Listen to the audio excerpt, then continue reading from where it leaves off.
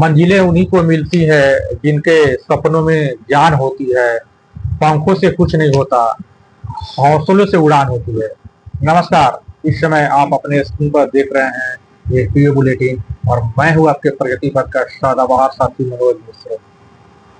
यदि आप कोई एफपीओ या ओएफपीओ या क्लस्टर या एसएचजी आदि संचालित करते हैं अथवा आप व्यक्तिगत उद्यमी हैं और कोई लाभकारी कारोबार आरंभ करना चाहते हैं, मगर पैसे की कमी के व स्टॉक रखने के लिए उपयुक्त जगह के अभाव आदि के कारण आप बारहमासी और बम्पर लाभांश देने वाला कोई कारोबार आरंभ नहीं कर पा रहे हैं, तो समझिए इस पूरे वीडियो को ध्यानपूर्वक देखने और सुनने के बाद आपकी यह चिंता हमेशा के लिए खत्म हो जाएगी।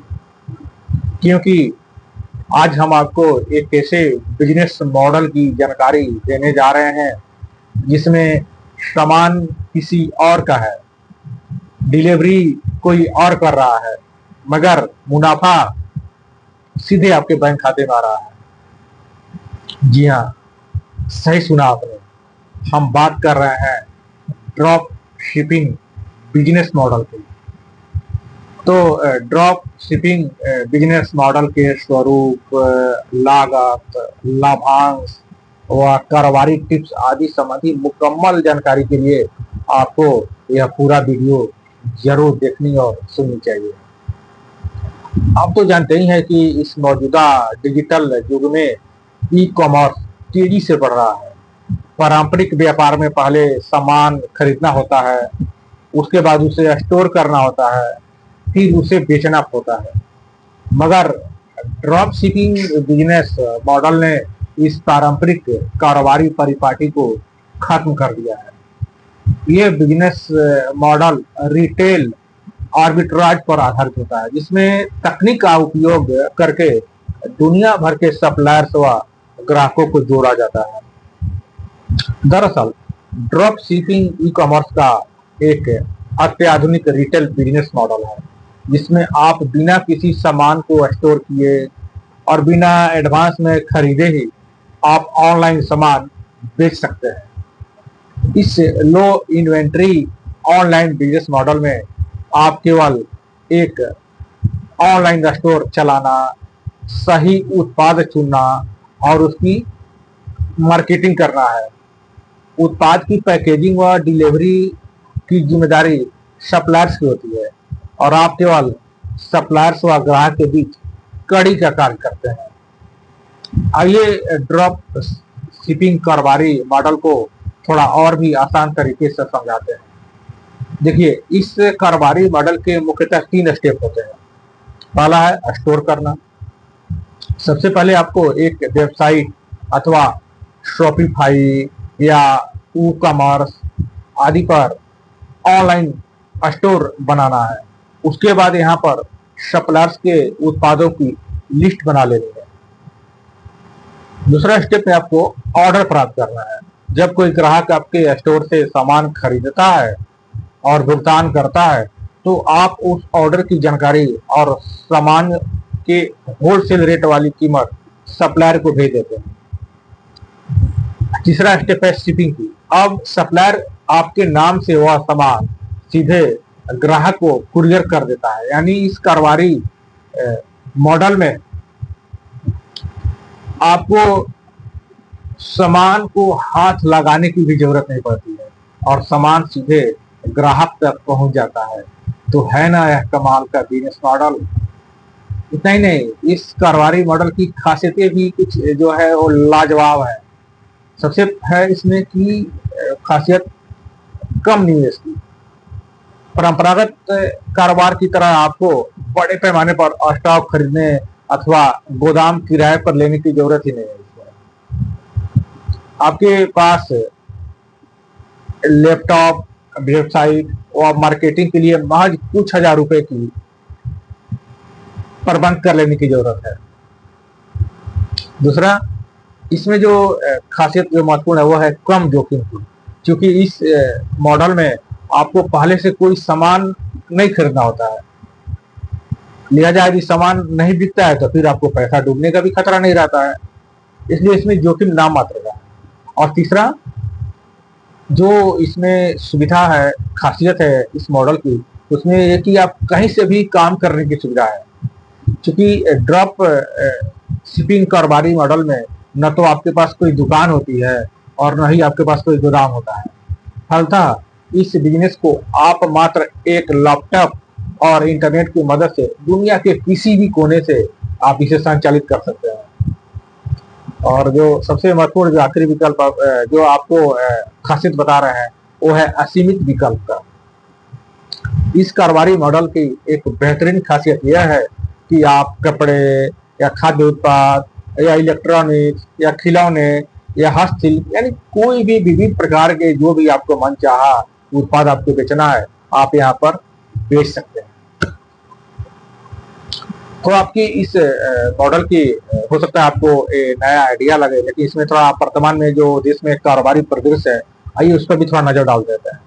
देखिए, भारत में ड्रॉप शिपिंग बिजनेस मॉडल केवल अब सस्ते उत्पाद बेचने का जरिया ही नहीं है, अपितु ब्रांड केंद्रित व्यवसाय बन चुका है। यहाँ वर्ष 2025 में यहाँ ड्रॉप शिपिंग मॉडल द्वारा लगभग 10,186 करोड़ रुपए का कारोबार हुआ, जिसे वर्ष 2032 तक तकरीबन 33,336 करोड़ रुपए तक पहुंचने का अनुमान है। अब देश के शहरों और कस्बों में ही नहीं बल्कि गांव में भी 5G, 6G सेवाओं का विस्तार और यूपीआई से भुगतान धड़ल्ले से हो रहा है। लिहाजा शहरों के साथ साथ गांव में भी खूब ऑनलाइन शॉपिंग हो रही है। इसके अलावा लोग अब चीन से सामान मंगाने के बजाय मीशो, ग्लोरोड और बाप स्टोर आदि स्थानीय सप्लायर्स की प्राथमिकता देने लगे हैं। एआई टूल्स की मदद से आप धड़ल्ले से आकर्षक विज्ञापन लिखना, इन्वेंट्री ट्रैक करना और व्हाट्सएप पर ग्राहकों को जवाब देना काफी आसान हो गया है। लिहाजा देश में ई कॉमर्स की जो सालाना वृद्धि दर है वह 25 से 30% तक पहुंच गई है। मुझे लगता है कि इन उत्साहजनक तथ्यों को जानकर अब आपको यह बताने की जरूरत ही नहीं है कि कारोबारी बदलाव के इस दौर में ड्रॉप शिपिंग बिजनेस मॉडल के तेजी से विकास व विस्तार करने और भरपूर लाभार्जन की अपार संभावनाएं हैं। अब आपके जहन में सवाल उठना स्वाभाविक है कि ड्रॉप शिपिंग बिजनेस आरंभ करने में लागत कितनी आती है। देखिए, लागत तो आपके द्वारा स्थापित सेटअप और विस्तार पर निर्भर करता है, मगर आपको हम यहाँ भी पॉइंट बताने जा रहे हैं कि सबसे कम लागत में यह कारोबारी मॉडल आप कैसे आरंभ कर सकते हैं। तो पहला जो आपको टूल्स लेना है वो है लैपटॉप या कंप्यूटर। आपको सबसे पहले एक मीडियम रेंज का लैपटॉप अथवा कंप्यूटर खरीदना होगा, जिसकी लागत लगभग 50,000 रुपए से 60,000 रुपए तक हो सकता है। दूसरा आपको कार्य करना है कि इंटरनेट कनेक्शन लेना है। आपको इंटरनेट सेवा प्रदाता से इंटरनेट कनेक्शन लेना है, जिसमें जो लगभग 500 रुपए मासिक खर्च पर आसानी से उपलब्ध हो जाता है। और तीसरा है ऑनलाइन स्टोर वेबसाइट है ये, यानी आप शॉपिफाई या ई कॉमर्स या विक्स आदि प्लेटफॉर्म पर ऑनलाइन स्टोर बना सकते हैं। इसकी मासिक लागत 2,000 रुपए से 3,000 रुपए के करीब आती है। अगला आपको स्टेप लेना है कि डोमेन नाम लेना है आपको, यानी आपको एक डोमेन नाम लेना होगा जिसकी वार्षिक लागत 500 रुपए से 1,000 रुपए तक आती है। तो अगला स्टेप आपको करना है कि शुरुआती दौर में आप अपने कारोबार की मार्केटिंग फेसबुक या इंस्टाग्राम या गूगल एड्स पर या व्हाट्सएप पर कर सकते हैं। इसमें आपको 5,000 रुपए से 10,000 रुपए तक व्यय करना पड़ सकता है, क्योंकि शुरुआती दौर में आप घर बैठे ही यह कारोबार आरंभ कर सकते हैं। लिहाजा आपको कोई स्थल किराया पर लेने की जरूरत ही नहीं पड़ती है, यानी उसमें आपको व्यय ही नहीं करना होता है। यदि आपके पास पहले से लैपटॉप है या कंप्यूटर है या अच्छी क्वालिटी का मोबाइल सेट है तो आपकी ये भी लागत बच जाएगी। शुरुआती दौर में कारोबार का संचालन आप खुद कर सकते हैं, फलतः स्टाफ पर व्यय भी आपको नहीं करना पड़ेगा। कुल मिलाकर 60,000 रुपए से 75,000 रुपए तक निवेश करके आप ड्रॉप शिपिंग बिजनेस आरंभ कर सकते हैं। आइए अब इस कारोबार में होने वाले मुनाफे की भी बात करते चले। देखिए, आमतौर पर ड्रॉप शिपिंग बिजनेस मॉडल में 15% से 40% तक प्रॉफिट मार्जिन होता है। इसे एक उदाहरण द्वारा समझिए। यदि आप सप्लायर से 500 रुपए का उत्पाद लेते हैं और तो उसे आप अपने स्टोर पर 900 रुपए से 1000 रुपए में बेच सकते हैं आराम से। विज्ञापन और अन्य खर्च घटाकर आप 200 रुपए से 300 रुपए तक विशुद्ध मुनाफा अर्जित कर सकते हैं। एक बात और, देखिए, ड्रॉप शिपिंग बिजनेस मॉडल आरंभ करने के पूर्व आपको यह भी जानकारी हासिल करना जरूरी है कि इसके लिए कौन कौन से लाइसेंस और अनुमति की जरूरत पड़ती है। तो देखिए, पहले आप निर्णय कर लीजिए कि संचालन का स्वरूप क्या होगा। जैसे आप इस बिजनेस में अकेले मालिक रहना चाहते हैं, यानी अकेले संचालित करना चाहते हैं, कि एक टीम द्वारा करना चाहते हैं। यदि आप अकेले कार्य करने की इच्छुक हैं तो सोल प्रोप्राइटरशिप ठीक रहेगा। यदि आप बड़े स्तर पर कार्य करना चाहते हैं, भविष्य में निवेश की भी योजना आपकी है, तो FPO, LLP, private limited company आदि ठीक रहेगा। दूसरा चीज आपको करना होगा कि पहले जीएसटी पंजीकरण भी करा लेना होगा। यदि आपका सोल प्रोप्राइटरशिप है तो आपका पर्सनल यदि 40 लाख तक के अगर कारोबार हो रहा है टर्नओवर, तब आपको जीएसटी की जरूरत नहीं पड़ेगी। उसके बाद के लिए आपको जीएसटी की पंजीकरण की जरूरत पड़ेगी, तो जाहिर है कि आप जीएसटी पंजीकरण करा ही लीजिए। और अगला जो आपको स्टेप करने हैं वो है कि एमएसएमई में उद्यम पंजीकरण करा लेना है। देखिए, अनुदान सहायता व ऋण सहित विविध प्रकार की सरकारी योजनाओं का लाभ लेने के लिए आपको सूक्ष्म, लघु व मध्यम उद्यम यानी एमएसएमई के तहत उद्यम पोर्टल पर पंजीकरण कराना बेहद जरूरी है। इसके बाद आप क्या करेंगे कि शॉप एंड एस्टेब्लिशमेंट लाइसेंस ले लेना है। देखिए, आपके राज्य के नियमों के अनुसार आपको शॉप एंड एस्टेब्लिशमेंट एक्ट के तहत आपको शॉप एंड एस्टेब्लिशमेंट लाइसेंस की जरूरत पड़ सकती है। हर राज्य में चूंकि अलग अलग नियम होता है, आप पता कर लेंगे। आमतौर पर यह लाइसेंस स्थानीय निकायों या अथवा लेबर डिपार्टमेंट द्वारा जारी किया जाता है। हाँ, एक चीज और, आपको कारोबारी लेन देन के लिए आपका एक बिजनेस के नाम से करंट अकाउंट होना चाहिए, यानी चालू बिजनेस खाता भी होना जरूरी है। साथ ही एक बात और कि इसमें आपको यदि सोल प्रोप्राइटरशिप के तहत कार्य करना चाहते हैं तो खुद का पैन कार्ड चल जाएगा, लेकिन यदि कंपनी के नाम से आप कारोबार करना चाहते हैं तो कंपनी का पैन कार्ड अनिवार्य है। हाँ, एक बात, ट्रेडमार्क पर भी आपको ध्यान देना होगा। यदि आप अपने ब्रांड के नाम से सुरक्षित रखना चाहते हैं तो आपको उसके ट्रेडमार्क पंजीकरण जरूर करा लेना होगा। यह समझदारी भरा कदम होगा। एक महत्वपूर्ण जो आपको लेनी होगी कोड, वो है आईईसी यानी इंपोर्ट एक्सपोर्ट कोड।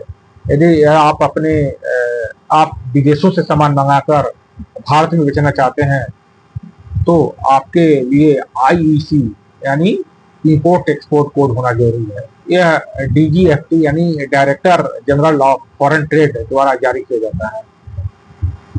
ये अहम जो बता दिए थे आपको, पंजीकरण और अनुमति आपको ले लेनी चाहिए और सुगमता से कारोबार करने के लिए। अब थोड़ा सा आपसे कर लेते हैं कि वित्तीय सहायता की जरूरत है तो उसके लिए आप क्या कर सकते हैं।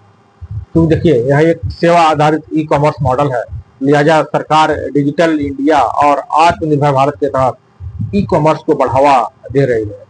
यदि आपको इस कारोबार की शुरुआत करने अथवा विस्तार करने के लिए वित्तीय सहायता की जरूरत है तो इसके लिए आप विविध प्रकार की सरकारी योजनाओं और सुविधाओं का लाभ उठा सकते हैं, जैसे PMEGP, stand up India, MSME cluster योजना, विकास योजना, मुद्रा लोन, स्टार्टअप इंडिया और क्रेडिट कार्ड, ओवरड्राफ्ट आदि बहुत सारी सुविधाएं हैं। आप अपनी सुविधा अनुसार इसका लाभ ले सकते हैं।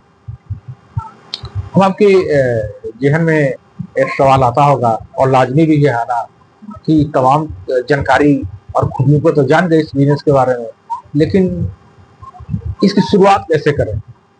चलिए, आपको यह काम भी हम आसान कर देते हैं। सबसे पहले आप क्या कीजिए, उत्पाद का चयन कर लीजिए, यानी सोच समझ कर निर्णय कर लीजिए कि आपको कौन कौन से उत्पाद बेचने हैं। इसके बाद दूसरे स्टेप में आप देखिए कि मार्केट रिसर्च कर लीजिए कि आप पता कर लीजिए कि कौन कौन से उत्पाद की डिमांड अत्यधिक है और आपका प्रतियोगी कौन कौन है, यानी मार्केट रिसर्च आपको कर लेना है।